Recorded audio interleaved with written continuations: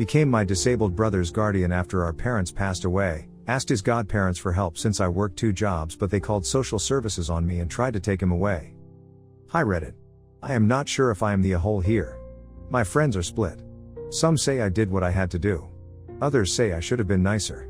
My parents died 2 years ago. It was a car accident. It was very sudden. I was 23 then. My brother, Alex, was 18. Alex is disabled. He has a condition that means he needs a lot of care. He cannot live on his own. He uses a wheelchair most of the time. He can walk a little bit with help, but it is hard for him. He also has trouble speaking clearly, especially when he is tired or upset. He needs help with getting dressed, making food, and personal care. He can feed himself if the food is cut up, but it takes him a long time. He also needs someone to be there for his medical appointments and to manage his medications. He will never be able to work a job that pays enough to live on. When our parents died, I became Alex's legal guardian. There was no one else. Our other family lives far away or they are too old. I was still in school at the time, trying to finish my degree. I had to drop out. There was no money left after the funeral costs and paying off some of their debts. My parents did not have life insurance. Their house was a rental. So, we had to move. I found a small apartment. It is not great. It is on the ground floor, so Alex can get in and out with his chair. That is the main good thing about it. I work 2 jobs to pay for our rent, food, Alex's medical supplies, and everything else. My first job is at a grocery store during the day. I stock shelves and work the cash register. It pays minimum wage. My second job is cleaning offices at night. I usually work from 7 p.m. to 11 p.m., sometimes later if it is a big office. I get home very late. I am tired all the time. Alex gets lonely. During the day, when I am at my first job, he is mostly alone. We have a support worker who comes for 2 hours, 3 days a week. That is all we can afford from the government disability money he gets. It is not much. The worker helps him with his lunch and some basic exercises.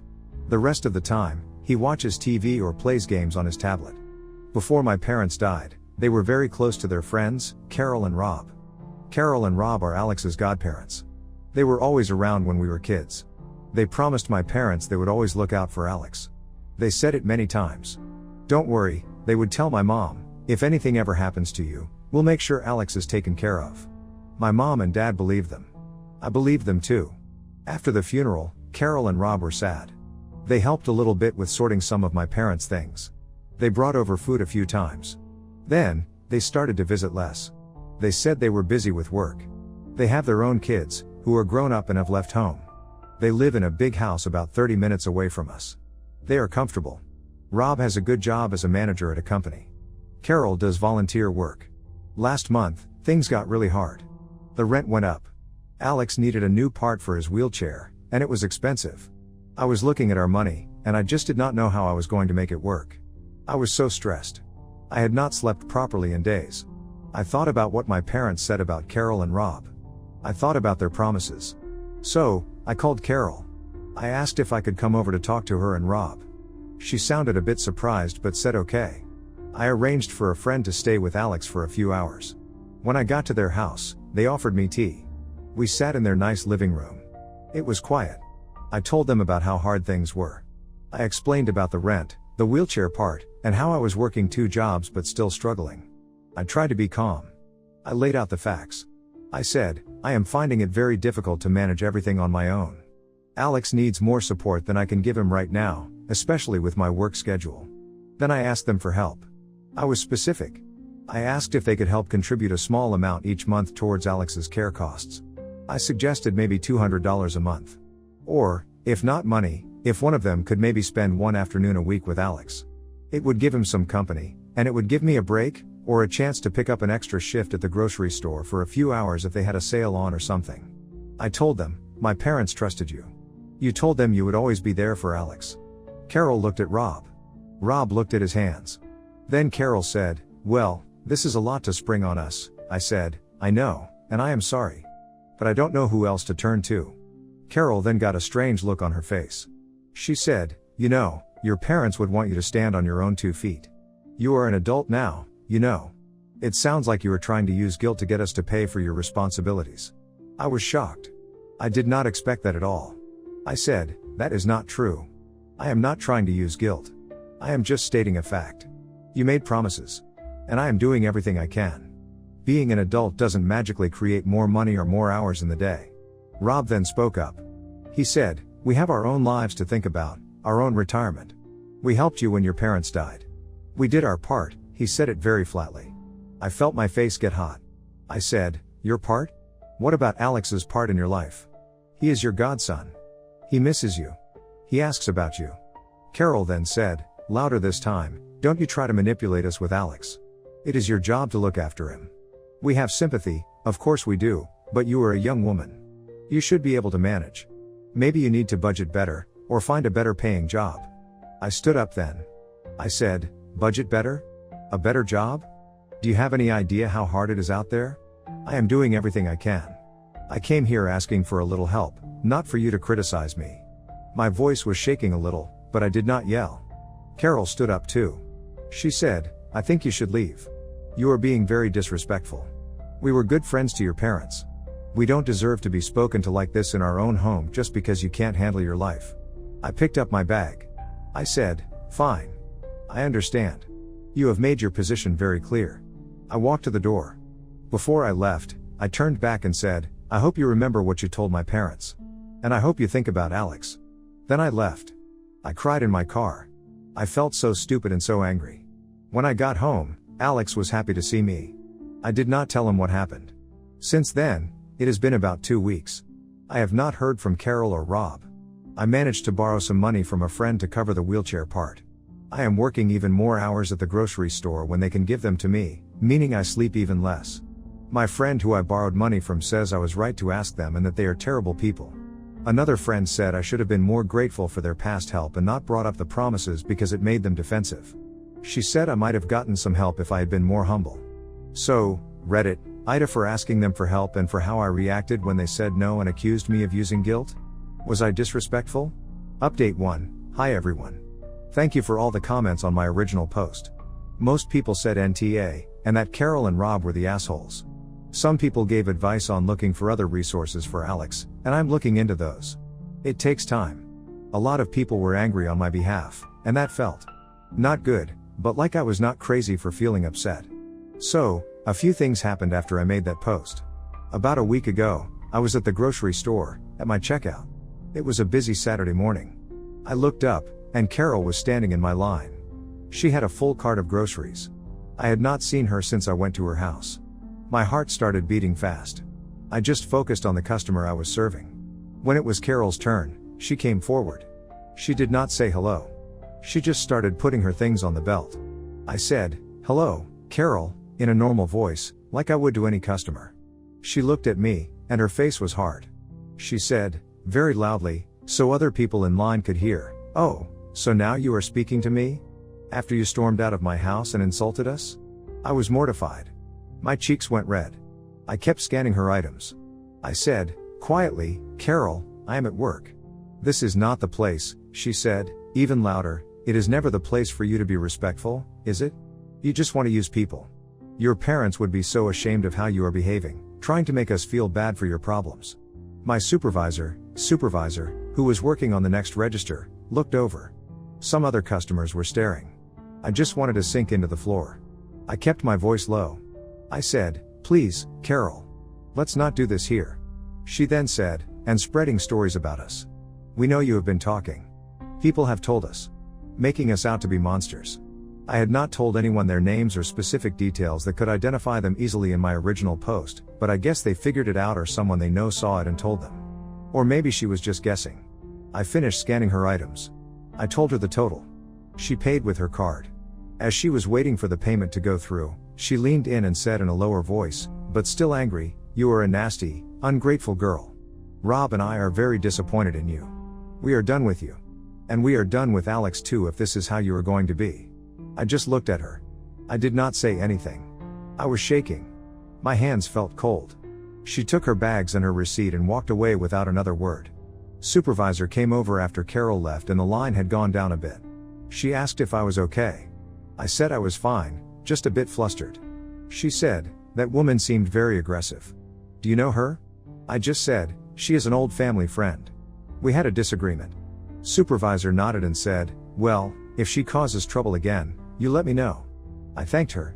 I was upset for the rest of my shift. When I got home, I just sat on the couch for a long time. I did not tell Alex. He could tell I was sad, though. He kept patting my arm. The next day, Rob called me. I was surprised he called. His voice was calm, but not friendly. He said, "Carol told me she saw you at the store." I said, "Yes, she was there." He said, "She was very upset by your attitude. And we are very upset that you seem to be telling tales about us." I said, "I told her that was not the place for that discussion. And I am not spreading tales." I described a situation. Rob said, "Well, Carol gets emotional. But the point is, we feel you are burning bridges. We were always fond of Alex. But your behavior is making it very difficult for us to have any kind of relationship with either of you." I asked him, "What behavior, Rob? Asking for help when I am drowning? Reacting when I'm accused of things that are not true?" He sighed, like I was being difficult. "You were very accusatory when you came to our house. You brought up old promises in a way that was designed to make us feel guilty. That is not how you ask for help." I said, "So how should I have asked? Should I have begged?" He did not answer that. He just said, "Carol is very hurt. And frankly, so am I. We thought better of you. We have decided that it is best if we all have some space. We will not be contacting you again. And we would appreciate it if you did not contact us." I said, "So that's it? After everything? After all the years with my parents? Alex is your godson. That means nothing?" Rob said, "It means we wish him well. From a distance. You have made it clear you do not respect us or value our past kindness." Then he said, "Goodbye," and hung up before I could say anything else. So that is where things are. They have cut contact. Carol made a scene at my job.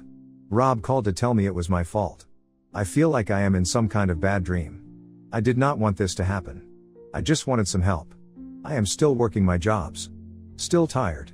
Now I also have this extra layer of anger and sadness. My friend who said I should have been more humble still thinks if I had just apologized for my tone when I went to their house, maybe they would have helped. I do not know anymore. I really do not. Update 2. Hello again. It has been about 2 weeks since my last update. Things have not gotten better. They have gotten worse. After Rob called and said they wanted no contact, I tried to just focus on work and Alex. I was upset about what happened, but I thought, okay, at least now I know where I stand with them. No more false hope. Then, last week, I got a call from Alex's disability support coordinator. Her name is Social Worker. Social Worker helps us manage the few government services Alex gets. She sounded serious on the phone.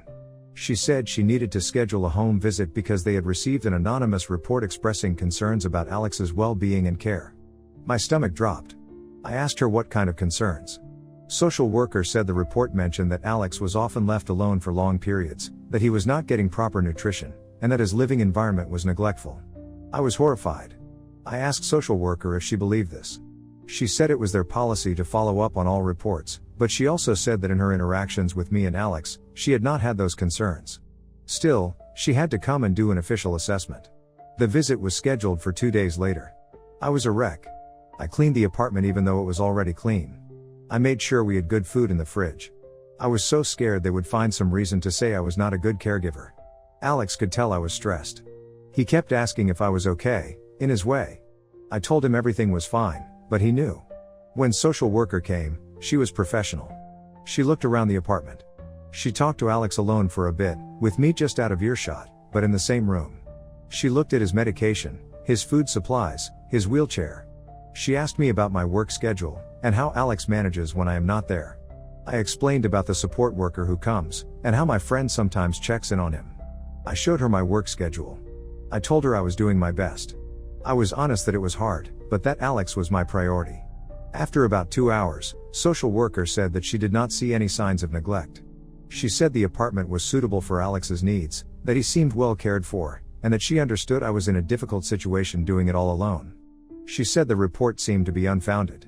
She did say that ideally, Alex would have more social interaction and support hours, but she knew that was a funding issue. She promised to see if there were any other small services we might qualify for. She told me she would file her report stating there were no immediate concerns. I was so relieved I almost cried. After Social Worker left, I sat down and thought about who would make such a report. There is only one answer, Carol and Rob.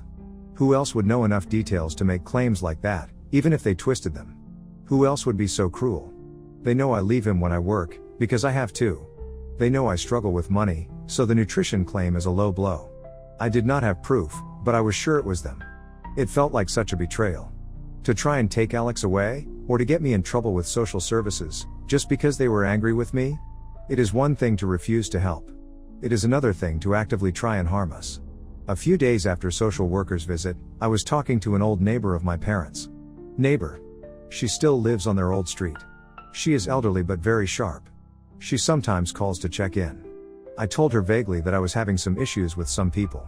She then said, "Is it Carol and Rob, dear? I saw Carol at the shops the other day. She did not look happy to see me. And she said some rather unpleasant things about you." I asked what Carol had said. Neighbor said, "Oh, just that you were being very demanding, and that you were not coping well since your parents passed. She said you were blaming everyone else for your problems and that you were making Alex's situation sound worse than it was to get sympathy and money. She even said she was worried about Alex being with you. It was quite nasty. I told her I did not believe a word of it, that you were a good girl doing her best. So now they are not just reporting me to officials. They are spreading rumors and bad-mouthing me to people who knew my parents. People I have known my whole life. I was so angry. I wanted to call them and scream. But I thought about what Rob said on the phone, about me burning bridges and making it difficult. If I called them angry, they would just use it as more proof that I am unstable or aggressive. So, I did not call them. Instead, I wrote everything down. What happened at their house. The scene Carol made at my work. The phone call from Rob. The report to Alex's support coordinator. What neighbor told me. I put dates and times as best as I could remember. My friend said it is good to have a record if they keep escalating. I also called social worker, Alex's support coordinator, back. I thanked her for her professionalism. I then told her that I suspected Alex's godparents, Carol and Rob, I gave her their names, were behind the anonymous report due to a recent falling out where I had asked them for help and they had refused and become hostile. I told her about Carol at my workplace and the rumors. Social worker listened patiently. She said she could not confirm who made the report due to confidentiality, but she noted my concerns. She said if any more reports came in, this context would be useful. I feel like I am constantly looking over my shoulder now. What will they do next? It is a terrible way to live. I am trying to find a new job, a better one, but it is hard with my schedule and needing to be there for Alex. The stress is making me tired all the time. Alex notices. He tries to cheer me up, but it is hard to pretend everything is okay. This is not the life I wanted for him, or for me. Update 3, it has been 3 weeks since my last update. The situation with Carol and Rob has gotten even worse. I did not think it could, but it has. After I found out they were spreading rumors and likely made the false report to Alex's disability services, I decided to try and create some distance. I focused on my work and Alex. I started to document everything, like I said. About 2 weeks ago, I was at home with Alex on a Sunday afternoon. It was my day off from the grocery store, and I did not have any office cleaning scheduled. We were watching a movie. Someone started banging on our apartment door. Not knocking, but banging, hard. Alex got scared. He does not like loud noises. I went to the door and looked through the peephole. It was Carol. And Rob was standing behind her, a bit back. My heart sank. I did not want to open the door. The banging continued. Carol started shouting, "I know you are in there. Open this door. We need to talk about Alex." Other people in our apartment building started opening their doors to see what the noise was. I was embarrassed. I felt I had no choice but to open it, otherwise she might cause even more of a scene or someone would call the police thinking something bad was happening. I opened the door a little bit, keeping the chain on. I said, "Carol, what do you want? You cannot come here shouting like this." She looked furious. Her face was red. She tried to push the door open more, but the chain held. She said, "Let us in. We need to see Alex. We are his godparents. We have a right to see him." Rob stepped forward then. He said, "Carol, calm down." But he did not look calm either. He looked angry too. He said to me, "We just want to make sure he is okay." After that report, we were worried. I could not believe he said that. "After what report, Rob?" I asked him. "The one you made?" Carol yelled, "We did not make any report. How dare you accuse us? We are good people. We care about Alex, unlike you, who is clearly struggling to cope." Some of my neighbors were watching. I felt so exposed. I said, "You need to leave. You are upsetting Alex. He can hear you shouting." Alex had wheeled himself closer to the door behind me. He looked very frightened. He was trying to say something, but his words were jumbled because he was so upset. Carol saw Alex. Her voice changed slightly. It became a bit fake sweet. "Oh, Alex, sweetie, are you okay? Your sister is being very difficult. We just want to see you." Alex shook his head. He was scared of her. I said, "Carol, stop it. You are scaring him. You both need to go now, or I will call the police." That made Carol even angrier. She started screaming, "You ungrateful brat. We try to be concerned, and this is what we get. Your parents would be disgusted with you. They would want us to be involved with Alex." She then lunged at the door and tried to force it. The chain strained. I pushed back hard. Rob pulled her back a bit. He said, "Carol, that's enough. We're making things worse." But Carol was out of control. She was crying and shouting now. "She's keeping him from us. She's poisoning him against us. He needs us." It was a full-blown meltdown. She was sobbing and yelling at the same time. I managed to slam the door shut and lock it. Alex was crying. I went to him and tried to comfort him, but I was shaking too. Carol kept banging on the door for a few more minutes, shouting things. Then Rob must have pulled her away, because the noise moved down the hallway and then stopped. One of my neighbors, a kind older man named Neighbor, knocked gently a few minutes later. I opened the door, still shaking. He asked if we were all right and if I wanted him to call the police. I thanked him and said I thought they had gone, but if they came back, I would. He said he and his wife would keep an eye out. Alex was very distressed for the rest of the day. He had a hard time sleeping that night. I was furious and scared. This was not just rumors anymore. This was harassment at my home. The next morning, I went to the police station. I told them what happened. I told them about the history, the false report, which I suspect they made, the scene at my work, the rumors, and now this. I showed them the notes I had been keeping. The officer was sympathetic. He said they could issue a formal warning to Carol and Rob for harassment if I wanted. He also suggested I could apply for a restraining order if their behavior continued or got worse. He said because Carol had tried to force the door, that was serious. I asked him to issue the warning. I gave him their address. I do not know if the police have contacted them yet. I hope it makes them stop. But part of me feels like it might make them even angrier. A few days after I went to the police, I got a letter. It was from a lawyer. It said that Carol and Rob were concerned for the welfare of their godson, Alex, and that they believed I was unfit to be his sole guardian due to emotional instability and financial irresponsibility. It said they were exploring their legal options to ensure Alex's well-being, which might include seeking visitation rights or even a change in guardianship. I felt like I was going to be sick. Guardianship? They want to take Alex away from me? After they refused to give even $200 a month or spend a few hours with him? Now they want to fight me for him, using lawyers? The letter was full of lies and accusations. It twisted everything. It said my request for financial help was extortion. It said Carol's scene at my work was because she was distraught by my coldness. It said their visit to my apartment was a welfare check because they were so worried. I took the letter to a legal aid clinic. A young lawyer there read it. She said it was mostly threats and accusations, and that it would be very hard for them to get guardianship given Alex is an adult and I am his legal guardian with no actual findings against me. But she said they could make things very difficult and expensive if they pursued it. She said I needed to respond to the letter through a lawyer. The legal aid clinic can help me with that, but it will take time. So now I have to deal with this legal threat. I am trying to find a lawyer who can properly represent me if it goes further. This is on top of everything else. The stress is incredible. I am not sleeping much. I am worried about Alex. He is more withdrawn since Carol and Rob came to the apartment. He keeps asking if the angry lady is coming back. My friend who told me to be more humble with Carol and Rob initially has now completely changed her mind. She said they are unhinged and that I need to protect myself and Alex however I can. I feel so alone in this. Every time I think it cannot get worse, it does. Update 4, it has been a few weeks since the lawyer's letter from Carol and Rob. This will probably be my final update for a while because things are ongoing and very stressful. There has been no improvement. None at all. The legal aid lawyer helped me draft a response to Carol and Rob's lawyer. Our letter stated clearly that their accusations were false, that I was Alex's legal guardian, and that he was well cared for. It said their harassment was causing distress to both me and Alex. It also mentioned the police report I filed after they came to my apartment and Carol's behavior. We stated that if they continued to harass us or make baseless legal threats, I would seek a restraining order. We sent that letter about 2 weeks ago. We have not had a formal reply from their lawyer yet. But Carol and Rob have not been quiet. Last week, Rob showed up at my evening job. The office building where I clean. He waited for me in the parking lot when I was leaving around 11:30 p.m. It was dark. I was walking to my car. He stepped out from between two parked cars. I was so scared I almost screamed. He said, "We need to talk. Without lawyers." Without yelling, I said, "No, Rob. We have nothing to talk about.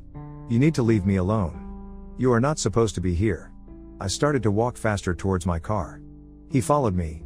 He said, "You are being unreasonable. Carol is a wreck. You have done this to her. She loves Alex." I got to my car and quickly unlocked it. I said, "She has a terrible way of showing it. And you both have a terrible way of respecting my decisions and my boundaries. Stay away from me and my brother." He tried to grab my arm as I was getting into the car. He said, "Just listen for a minute." I pulled my arm away hard. I yelled, "Get away from me." I jumped in my car, locked the doors, and started the engine. He banged on the window once, then stepped back as I drove off. My hands were shaking so much I could barely steer. When I got home, I called the police again. I told them Rob had confronted me at my work, in the dark, and had tried to grab me. They asked if I was hurt. I said no, but I was scared.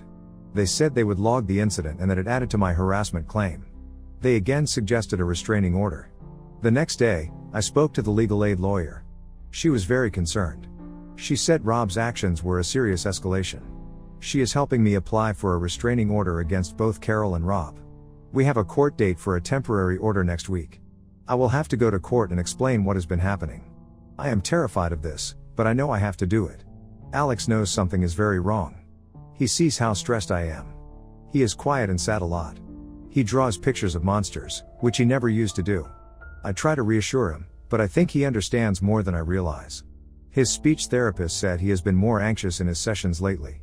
Carol has also been trying to contact me. She has left several voicemails on my phone. I have not listened to all of them. The ones I did listen to were a mix of her crying, then yelling, then begging me to let her see Alex. She said I was cruel and heartless. She said my parents would never forgive me for keeping Alex from his loving godmother.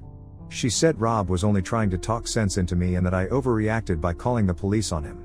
It's like she has a completely different version of reality in her head. I have blocked their numbers now, but she sometimes calls from no caller ID, so I have to pick up in case it is work or something about Alex. As soon as I hear her voice, I hang up. My supervisor at the grocery store, has been very understanding. I told her a bit more about what was happening, that an old family friend was harassing me. She makes sure someone walks me to my car if I finish late. My night job supervisor was less understanding. He said he did not want drama at his workplace. I am worried he might try to find a reason to fire me if Rob shows up again. There is no good way to end this update. My hope of getting any support from them is long gone. Now my only hope is that a restraining order will make them leave us alone. But I am scared about what they might do next, even with an order. I am just trying to keep Alex safe and keep us afloat. It is much harder than it was before I asked them for help. That is the saddest part. Asking for help made everything 1,000 times worse. Final update, this is the last update I will be posting about this situation. It has been a few months since the original post, and about 6 weeks since my last update. I went to court for the temporary restraining order. I had to stand up and tell the judge about everything that Carol and Rob had done. The lawyer from legal aid was with me. Carol and Rob were there with their lawyer. Carol cried a lot during the hearing. Rob just looked angry. Their lawyer tried to say I was exaggerating and that they were just concerned godparents. But I had my notes, the police incident numbers, and the letter their lawyer sent. The judge granted the temporary restraining order for me and for Alex. It means they cannot contact us, come to our home or workplaces, or be within a certain distance of us. There will be another hearing in a few months to see if it will be made permanent. After the hearing, as we were leaving the courtroom, Carol shouted at me down the hallway. She called me a liar while her lawyer and Rob had to pull her away. It was another scene.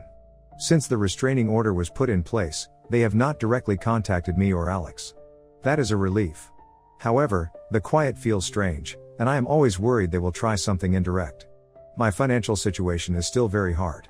Working 2 jobs is exhausting. Alex is aware of the tension, even though I try to hide it. He is still more anxious than he used to be. He asks about the angry people sometimes. I just tell him they cannot bother us anymore and that he is safe. I hope that is true. Thank you to everyone who offered support and advice in the comments on my previous posts. I appreciate it more than you know. I will not be updating further as I need to focus on moving forward, whatever that looks like now.